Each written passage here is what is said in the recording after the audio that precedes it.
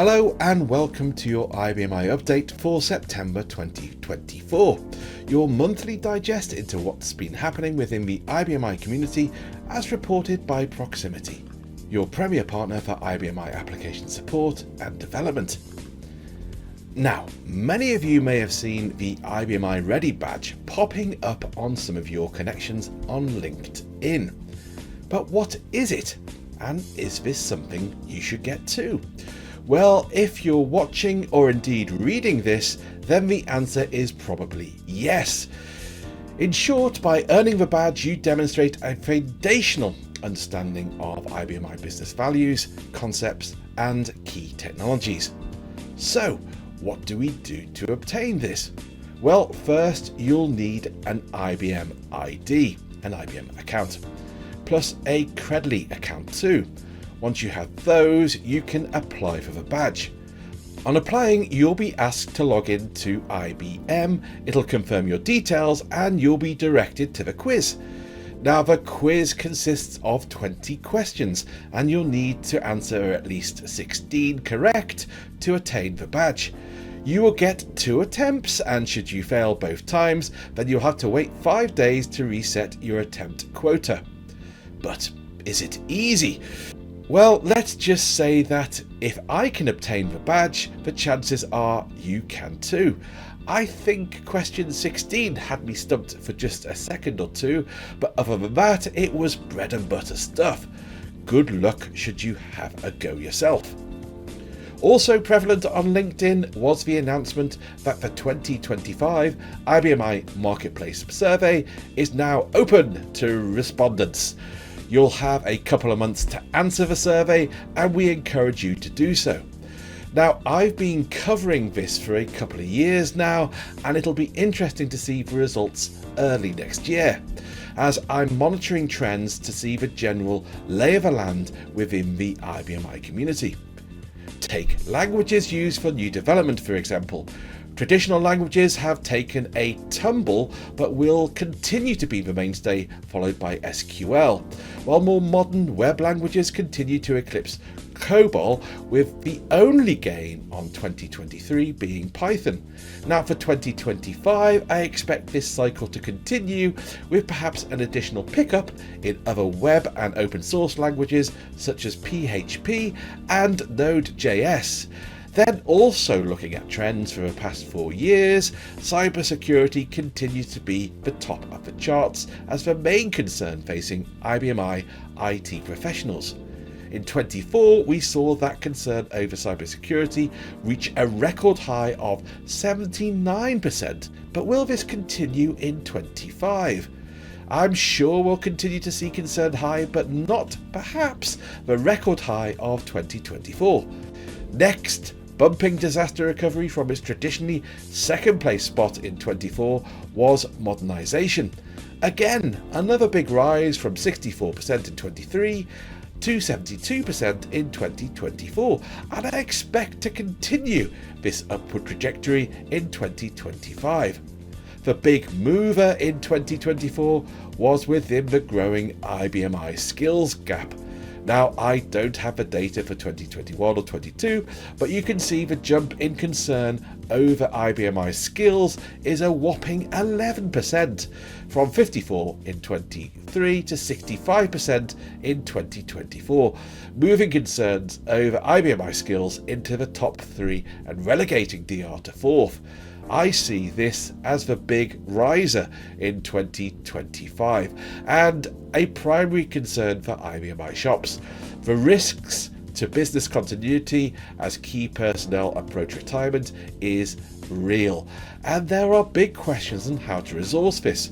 Recruit from an ever depleted talent pool or outsource to an application managed service like ours. These are decisions that keep management up at night, and it'll be interesting to see how this spans in 2025 results. Security will remain a top concern as IT leadership is today more aware than ever of the devastating ramifications of suffering a cyber attack, while modernization will play a bigger role as businesses look at more modern ways to interact with their systems. Speaking of which, one area which I believe will become more prevalent in 2025 and indeed beyond is the use of AI. And I'm not just discussing Verizon ChatGPT here, but something more pertinent to and native on the IBM platform. Now, you'll remember that in May of this year, the IBM CTO Steve Will announced that they were looking at the possibility of incorporating generative AI on the IBM platform. Steve explained that this was what the IBM community needed. It was a co-pilot coding assistant that would help programmers produce quality RPG, not move from RPG to something else. One of the key reasons I believe that AI will be a big mover in 2025 is that one of the biggest problems for a new programmer at an IBM shop would be to assess and support massive amounts of RPG easily, especially if it's coded in, say, RPG2. So, from Steve's perspective, the key to this co-pilot will be to understand and to provide contextual information plus support coding activities in both a generative sense and for application support too. In any case, AI is certainly something to keep an eye out for in 2025. Moving on and highlighting why security is a top concern, silent signal researchers Balint, Varga-Perke and Zoltan Panczel revealed multiple vulnerabilities in the IBM platform. During their Troopers presentation at the Ethical Hacking Conference, they provided insight into how they discovered significant flaws in facsimile support for I and performance tools, which allowed local privilege escalation, granting attackers root access to the system. These flaws were caused by weaknesses in how these programs handled commands. Attackers with command line access could exploit these to gain full control over the system. In addition, they highlighted how attackers can exploit IBM misconfigurations. These vulnerabilities, including profile swapping, this is where a user authority is temporarily exchanged for another and can provide unauthorized access and privilege escalation, exposing systems to malicious actions. Another one was misconfigured library lists, especially those containing unqualified library calls, and also these can be exploited. Attackers can manipulate the list by introducing malicious objects, escalating privileges, or gaining unauthorized access to critical components, and as such, strengthening library list management and avoiding unqualified calls are a critical step in hardening the system. Adopted authority refers to programs running with higher privileges than the users executing them. Often intended to simplify operations, however, if not tightly controlled, these can leave the system vulnerable to exploitation, and command injections can occur when attackers are able to inject malicious commands into programs or systems due to poor input validation. By exploiting such misconfigurations, attackers can gain control over critical system functions. It was interesting stuff, and I took time to meet with those very presenters and ethical hackers, Balint, Varga-Perke and Zoltan Panczel, to learn more about vulnerabilities on the IBM I. And perhaps we can start with a quick introduction from yourselves on who Silent Signal are and what exactly is ethical hacking. Yeah, so Silent Signal, as you said, is an ethical hacking company. We perform attack simulations with real-world techniques, but with prior authorization from our clients. So we study hacking techniques and try to apply them to real-world systems. Our company was founded in 2009, and we are all mostly interested in the technical side of IT security. But these days, we grew into a more complex company with compliance and all the regulatory requirements, which are also now parts of the standard enterprise IT security. Yeah. Terrific. Now, we're here today for both of you as you both caused quite a bit of a stir in the IBM community following your presentation at Troopers recently. Now, you exposed many vulnerabilities, including bugs, library lists, and authorities. But from your experience, what areas were easy to exploit, and how did you go about this? So, as I mentioned, if I had to choose, I would say the library list issue was the easiest for me. And indeed, last year you highlighted 2 high-risk vulnerabilities, and these were disclosed to IBM. Now, both of these were discovered by you and your team at Silent Signal. So can you walk us through how these vulnerabilities were discovered, and indeed the reaction you got from IBM when you reported these issues? I wrote a fuzzer. That was the first step that discovered facsimile. I don't know if it is a correct pronunciation. That's correct, yes. Vulnerability. And after that, I examined the structure of the program object and developed the method which made identifying the other issues easier. So no additional fuzzing required. And from IBM side, there was no special reaction from IBM. I reported the vulnerabilities and they resolved them and thanked me. That's all. And how long did it take between the time in which you reported the issue to the resolution of the issue? How long was that time period? Yeah, so our strategy these days, so we worked with lots of different vendors, not just IBM in the past. And what we found is that if we just present then our vulnerabilities or bugs, it usually takes forever for anything to happen. So our strategy is to set some ground rules about the expected timelines. So we usually give the vendor 90 days to do anything it wants about the vulnerabilities, and after 90 days we'll publish the results. So this incentivizes the vendors to prioritize these fixes, and it seems to work. In case of IBM, first of all, I think we can say we've seen much worse than IBM. So Okay. So it was basically a good experience. Okay, terrific. It helps focus minds when you put a time limit on things, that's for sure. Now, how would you describe the overall security posture of the IBMI platform compared to other enterprise systems? By default, the IBMI system is no worse than any other platform. So, the main concerns are configuration issues and business application from independent software vendors. Got you. So, expanding on the misconfigurations, can you explain some of the common misconfigurations that make IBM I vulnerable to attack? Yes, the excessive permission on file, program, and profile objects are a concern. And I want to clear up a misconception. There is a limited capability setting, but it works only for FTP and 50-50 protocols, and a limited user can still easily run commands using, for example, SSH, DDM, SQL, remote command protocol, and management central service also.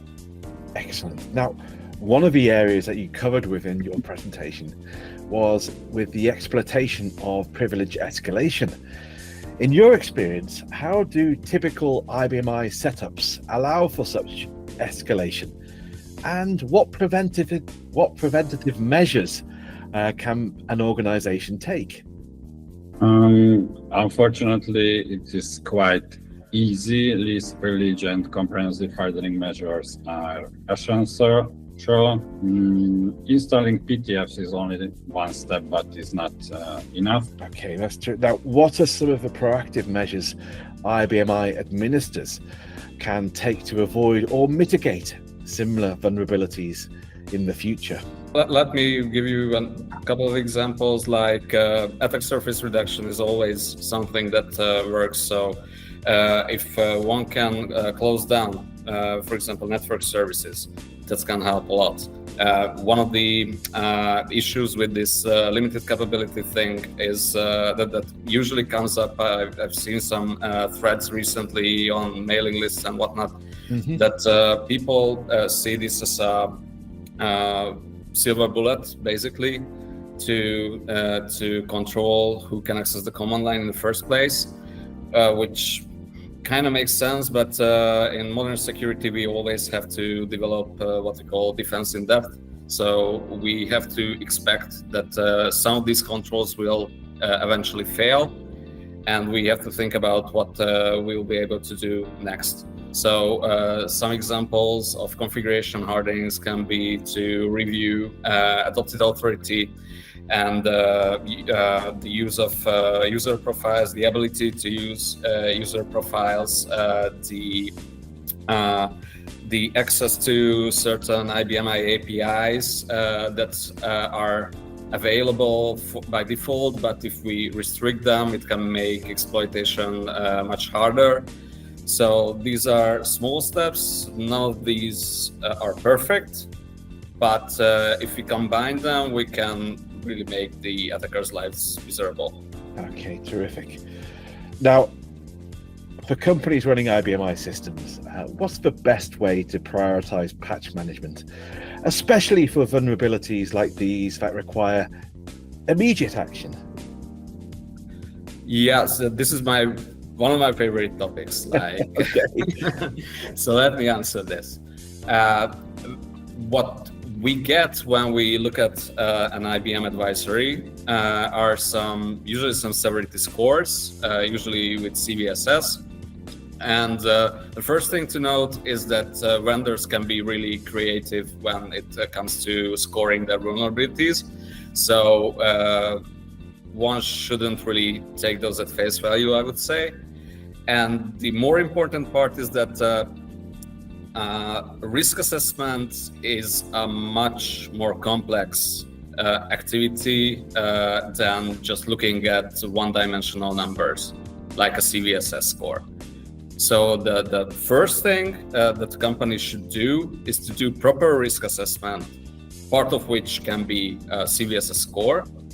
But based on this risk assessment, a company can decide the true priorities of the fixes in their own systems. This risk assessment can, of course, include the mitigations that are already in place in the system or hardenings, and we can say that, okay, here's a critical vulnerability, but we mitigate it with this and this and this measure, so it's not that bad. So this way we can buy some time for ourselves to properly test the patches, properly deploy the patches, and not to rush into something that can make things even worse by breaking something, for example. Okay, now you guys have been active in discovering vulnerabilities on the IBMI over the past few years. Now, could you perhaps share a few of the techniques or technologies your team uses to find flaws in complex systems such as IBMI? We aim to understand the inner workings of the system and exploit its weaknesses. Over past 20 years, we have identified serious vulnerabilities in various systems and applications, including IBMI. And I can say the techniques are not magic. Perhaps we just think differently about the functions. Heard this in many versions. So the quote goes like, hacking is just someone spending more time on something than anyone else might reasonably expect. And yes, it's the truth, isn't it? Yeah, it's true. We use the same tools, we use the same documentation and resources just like anyone else. which are available publicly, but we tend to think about systems in an offensive way, I would say, and spend a lot of time into getting into the details. Now, moving on, what are the biggest challenges when performing ethical hacking on IBM I, considering its reputation as a secure and closed platform? I would say first the test machine. I can hardly imagine an ethical hacking team performing adequately without an IBM I test machine. A good penetration tester should have experience in the target environment. Secondly, there aren't as many accessible tutorials and tools compared to other platforms. So we had to develop our own methodology and internal toolset. IBM I is so different from all the systems that we encounter from day-to-day work, not just us, but I would say most of IT workers tend to use Linux, Unix, Windows. Basically, these are the three big ones. And the conceptual background of these systems are really similar. But when you are dropped into an IBM I, nothing makes sense at first. So one of the reasons of our Troopers presentation was to somehow provide a dictionary or connections or translations for those people who are used to these regular systems to the IBM I world, because in a sense, library lists are a great example of this. The principles are kind of the same, but the whole operating system design is completely different. So it takes time to get to that level when you see the similarities and not just a completely alien world of green letters and whatnot on the screen. And what are your thoughts on the state of IBM I security today? How do you see it evolving as more vulnerabilities are uncovered? That's a good question. I think an optimal future would look like having better understanding of real world attacks, better integrations of common security systems with IBM I. So for example, we could see some telemetry on the same dashboard from Intel systems and the IBM I, and we would have analysts who can kind of understand both, which is a challenge, but we have to work on this. And these components would provide us with a basis to create a strategy to mitigate real world attacks. Excellent. Do you have a summary with that, Zoltan? This is only the beginning of our journey. Yes, yeah, I'm sure it is. And Zoltan, Balint, thank you very much for your time today and joining us on the IBM I update. Thank you for having us. And that's it for your September update. Should you enjoy this, please do consider subscribing to the blog on LinkedIn and sharing it with your community. And for previous editions, please see our blog on the Proximity website. But for now, I'm Andrew Nicholson. We're Proximity, the IBM I partners that are in your corner. We'll see you next time. Goodbye.